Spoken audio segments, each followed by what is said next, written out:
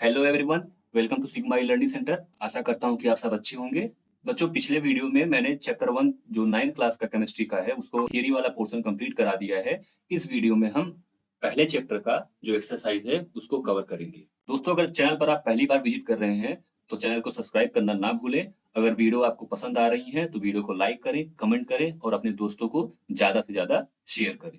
Exercise का जो first question है वो दिया हुआ है, convert the following temperature to the Celsius scale. ठीक है, आपको मैंने बताया है कि टेम्परेचर को केल्विन से डिग्री सेल्सियस में कैसे कन्वर्ट करते हैं। जो केल्विन में आपको टेम्परेचर दी गई रहती है, अगर उसमें से हम 273 सब्ट्रैक्ट कर देते हैं तो जो वैल्यू निकल के आती है वो हमारी डिग्री सेल्सियस में होगी। गिवन है 293 केल्विन, अगर इसमें से हम 273 सब्ट्रैक्ट कर देते हैं जो मिलता है हमको वो 20 डिग्री सेल्सियस मिल जाता है। बी पार्ट बोल रहा है कि 470 केल्विन है, अगर इसमें से हम 273 सब्ट्रैक्ट कर दें तो हमको मिल जाता है 197 डिग्री सेल्सियस। अब चलते हैं नेक्स्ट क्वेश्चन पे। क्वेश्चन नंबर 2 बोलता है कि convert the following temperature to the kelvin scale. मतलब आपको जो क्वेश्चन में गिवन है वो डिग्री सेल्सियस में गिवन है, उसको आपको कन्वर्ट करना है केल्विन स्केल में।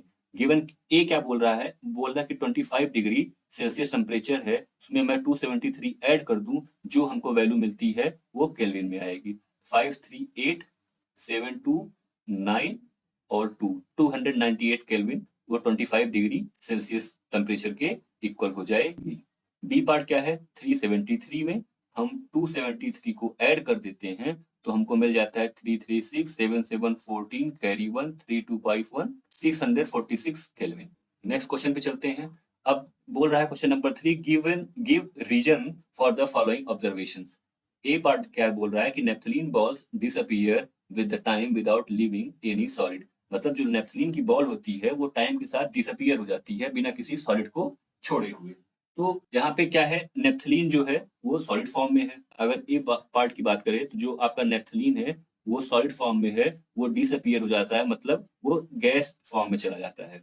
तो अगर डायरेक्ट सॉलिड से गैस फेज में चला जाना इंटरमीडिएट स्टेज में गए हुए बिना, तो इंटरमीडिएट स्टेज क्या है, वो है लिक्विड। अगर सॉलिड से डायरेक्ट गैस फेज में चले जाते हैं बिना लिक्विड स्टेट में गए हुए तो इस प्रोसेस को बोल देते हैं हम सब्लिमेशन।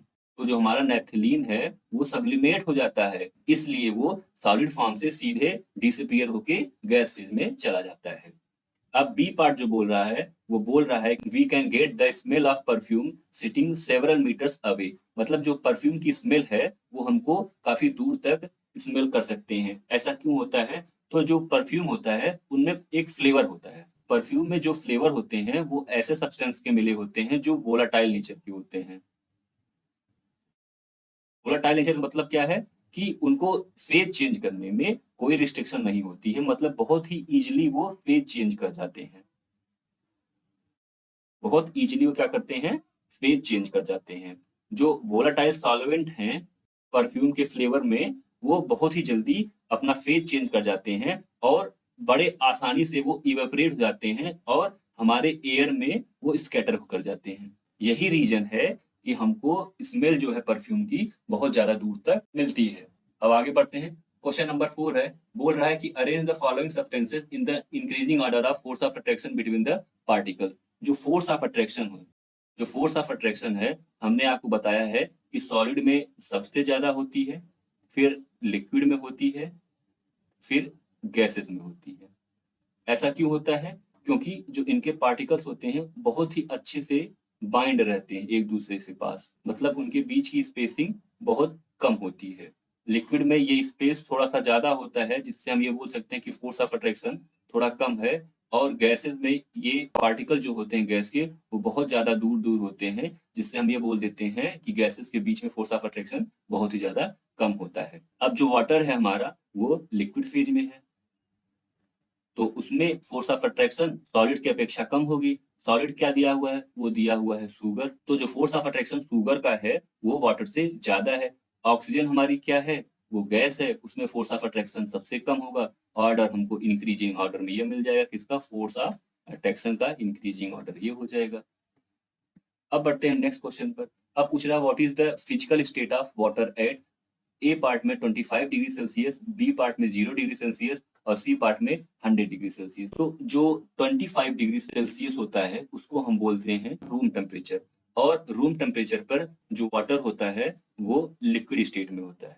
अगर हम टेम्परेचर कम कर देते हैं, टेम्परेचर कम करते हुए 0 डिग्री सेल्सियस तक लेके चले आते हैं, तो वाटर अपना फेज चेंज करके सॉलिड स्टेट में चला जाता है और वो आइस की फॉर्म में पाया जाता है। तो 0 डिग्री टेम्परेचर पर आइस बनने लगता है, मतलब फ्रीजिंग ऑफ वाटर हो जाता है। अब 100 डिग्री सेल्सियस मतलब 25 डिग्री सेल्सियस से बहुत ज्यादा टेम्परेचर हमने बढ़ा दिया, जिससे क्या हुआ कि जो हमारा वाटर था वो लिक्विड फेज से किसमें चला गया, वेपर फेज में चला गया, मतलब गैसेस स्टेट में चला गया।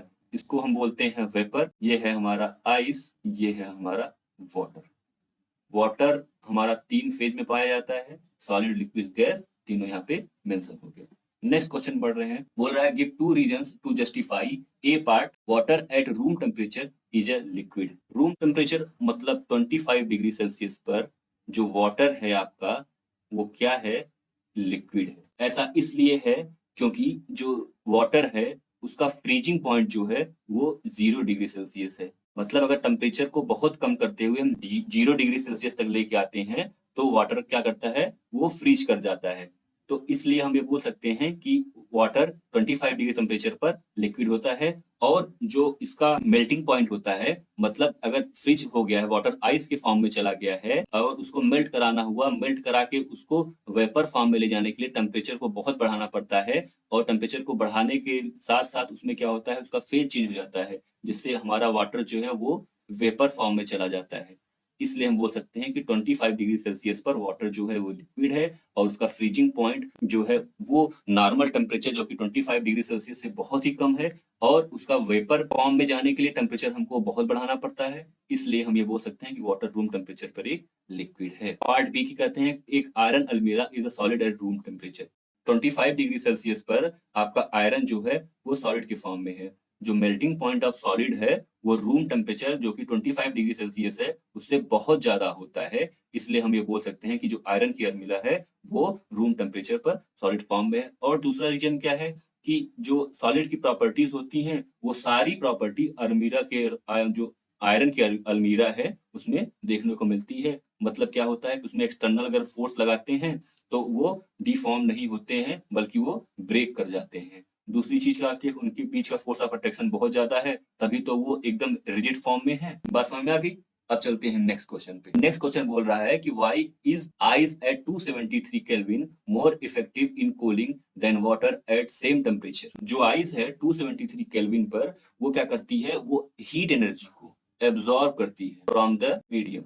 आइस 273 केल्विन पर हीट एनर्जी को एब्जॉर्ब करता है मीडियम से। ऐसा क्यों करता है, ताकि उसका फ्यूजन ना होने पाए। फ्यूजन होने का मतलब ये है कि वो वाटर फेज में ना जाने पाए, इसलिए वो हीट एनर्जी को एब्जॉर्ब करता है। लेकिन जो वाटर है 273 केल्विन पर वो हीट एब्जॉर्ब नहीं करता है। मीडियम से वाटर 273 केल्विन पर हीट एनर्जी को एब्जॉर्ब नहीं करता है, मतलब कोई एक्स्ट्रा अमाउंट ऑफ हीट वो नहीं लेता है। इसलिए आइस जो है वो मोर इफेक्टिव होता है 273 केल्विन पर, जबकि वाटर उतना इफेक्टिव नहीं होता है। अब नेक्स्ट क्वेश्चन पर आते हैं, what produces more severe burn, boiling water और स्टीम। तो जो स्टीम होता है वो सीवियर बर्न करता है in comparison to boiling of water. ऐसा क्यों होता है, 100 डिग्री सेल्सियस पे स्टीम जो है वो सीवियर बर्न करता है in comparison to boiling water. ऐसा क्यों, क्योंकि 100 डिग्री सेल्सियस पर जो स्टीम होता है वो एक्स्ट्रा अमाउंट में हीट एनर्जी को अपने अंदर हिडन रहता है, जिसको हम लेटेंट हीट भी बोलते हैं। और बॉइलिंग ऑफ वाटर में लेटेंट हीट नहीं होती है, जिससे क्या होता है कि जो स्टीम है वो सीवियर बर्न करता है बॉइलिंग ऑफ वाटर के कंपैरिजन में। नेक्स्ट क्वेश्चन में आते हैं। नेक्स्ट क्वेश्चन आपका दिया है, name A B C D E and F in following diagram showing change in its state. अब देखिए, अगर आप लेफ्ट से राइट जा रहे हैं तो हीट इंक्रीज हो रहा है और प्रेशर डिक्रीज हो रहा है। तो अगर सॉलिड से लिक्विड और लिक्विड से गैस, इसका एग्जांपल ले लेते हैं। सॉलिड फॉर्म में जो वाटर होता है, हम पूरे चैप्टर में यही आइस, वाटर और वेपर लेते हुए आए हैं। तो अगर आइस से वाटर जा रहा है, मतलब ए पार्ट जो है हमारा वो प्रोसेस कौन सा है, वो है आपका मेल्टिंग ऑफ सॉलिड। ठीक। अब बी है, यहाँ पे टेम्परेचर इंक्रीज कर रहे हैं तो लिक्विड जो है वो वेपर फॉर्म में चली जा रही है, मतलब कौन सा प्रोसेस हो रहा है, वेपराइजेशन का। सी पार्ट क्या है, अब आप यहाँ से राइट टू लेफ्ट आ रहे हैं, यहाँ पे हीट को डिक्रीज कर रहे हैं और प्रेशर को इंक्रीज कर रहे हैं आप। मतलब अगर गैस को लिक्विड फॉर्म में जल्दी जाना है तो आप हीट कम कर दे रहे हैं और प्रेशर को इंक्रीज कर दे रहे हैं, जिससे कूलिंग होने लग रहा है। ठीक है, कूलिंग होने से क्या होती है, गैस कंडेंस फॉर्म में चली जाती है और लिक्विफिकेशन होने लगता है, जिसको इस प्रोसेस को हम बोल देते हैं कंडेंसेशन। ठीक, अब डी वाला प्रोसेस कौन सा है, डी लिक्विड से सॉलिड में चला जा रहा है, हीट कम करने पर और प्रेशर इंक्रीज करने पर लिक्विड को सॉलिड फॉर्म में लेके जा रहे हैं। इस प्रोसेस को हम बोल देते हैं कूलिंग ऑफ लिक्विड, मतलब कूलिंग प्रोसेस। ई प्रोसेस कौन सा है, ई प्रोसेस है सॉलिड का कन्वर्जन डायरेक्ट गैस फेज में हो जा रहा है बिना लिक्विड फेज में गए हुए, तो मतलब conversion of solid directly to the gaseous state without going intermediate state that is liquid state is called sublimation।